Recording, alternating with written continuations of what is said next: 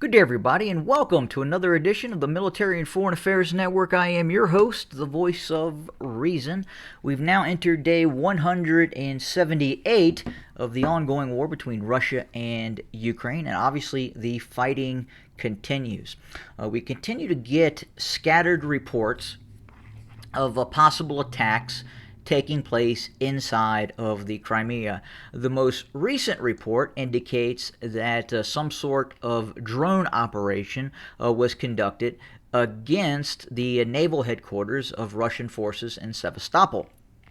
Now, that reported drone attack was very, very minor. It appears to be a small civilian, civil type drone that may have had a small amount of explosive and or flammable substance containing in or attached to said drone. Furthermore, there has been reports that the main Russian airbase just to the north of the city, the Belbek Air Base, went on alert, and then the possibility as well that Russian forces launched surface-to-air missile systems at a possible inbound target on the way to this very large and sprawling airbase. You can see this is a large airbase. It has hardened aircraft shelters. You can see quite a few MiG-27s. I'm sorry, let me back up here.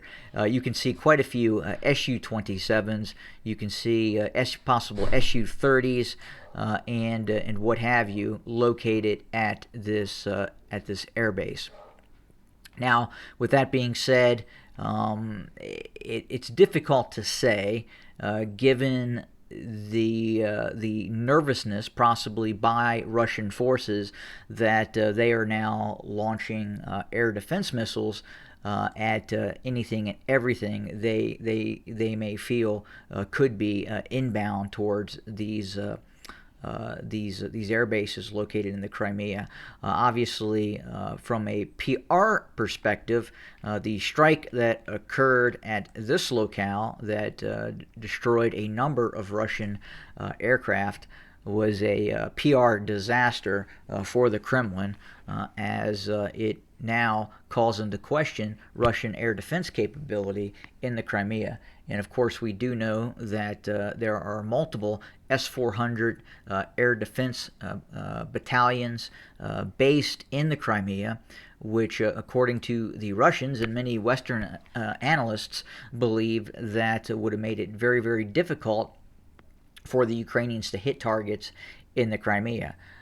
But we can clearly see that the Ukrainians are capable, or the Western allies, the NATO alliance, or the United States, could be taking more of an active part in this ongoing conflict.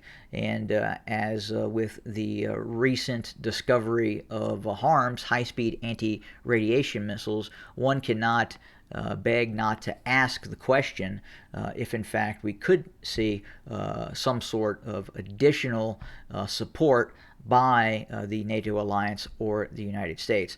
Right now, the Ukrainians and the United States sources are saying that the Ukrainians have adapted and modified their MiG-29s to fire the HARM missile. Now, could that be a cover story when in fact another aircraft was actually launching the high-speed anti-radiation missiles?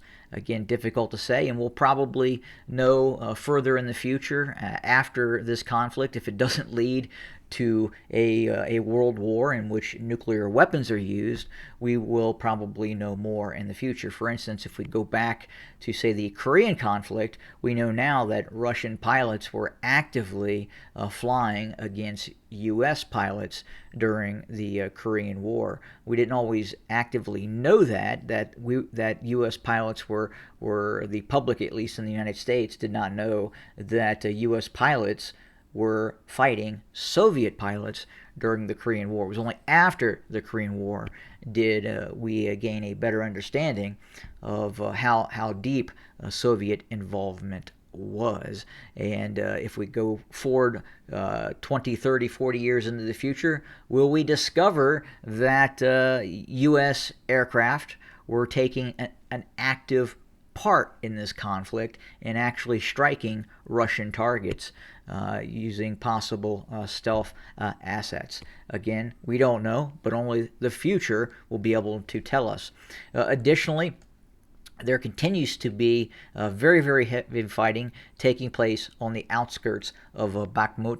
We believe right now that this line has been pushed up a bit further. As we know now, there is, in some cases, street-to-street fighting taking place in and around Bakhmut as the Russians continue its pressure campaign against Ukrainian forces in this area.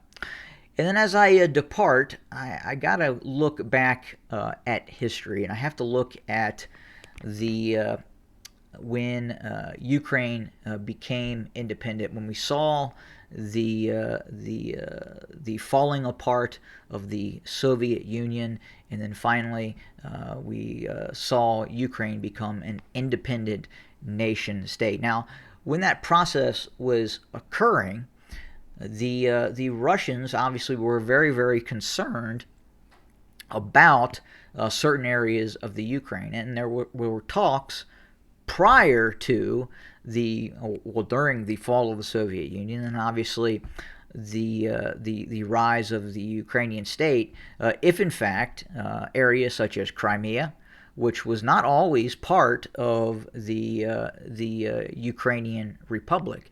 It was handed over by Nikita Khrushchev in the 60s to the Ukrainians. So again, it had always been, prior to the 60s, it had always been part of the Russian Federation and not part of Ukraine. But because of the predicament that the Soviet Union and also the Russians were in during the fall of the Soviet Union, it was something that was not really pursued in terms of what should be the right course of action in terms of some of these areas, especially in eastern Ukraine. The Donbass was talked about at the fall of the Soviet Union, if in fact some of these areas should be handed over to Russia, and in fact the Crimea as well. But because of the ongoing situation, it was put on the back burner, and Ukraine took possession of everything. And unfortunately, that probably has led to the situation that we are in now. And if different action may have been taken during the collapse of the Soviet Union and prior to all these areas handed over to Ukraine and acknowledged by the world, maybe this war would not be taking place now. But it's difficult to kind of go back in history and do a rewrite. You just can't. But at the same time, many individuals looking at this situation, especially when Ukraine became independent, were watching this with nerves on end, because they knew that at a certain point the Russians would be coming back and saying, "Hey, look, this is ours. It always has been ours, and we want it back." Fortunately, during the initial collapse and rise of Ukraine during the independence era in the early 90s, the Ukrainians were willing to lease naval bases, and they were on a much better. The relationship was a lot better, and no one saw the relationship dissolving and becoming what it is today, where these two nation states or elements within these two nation states absolutely despise each other. There are still a lot of pro-Russian individuals in Ukraine. It's not talked about a lot in Western media, but a lot of folks in Ukraine speak Russian, and a lot of folks in Ukraine still support the Russian Federation.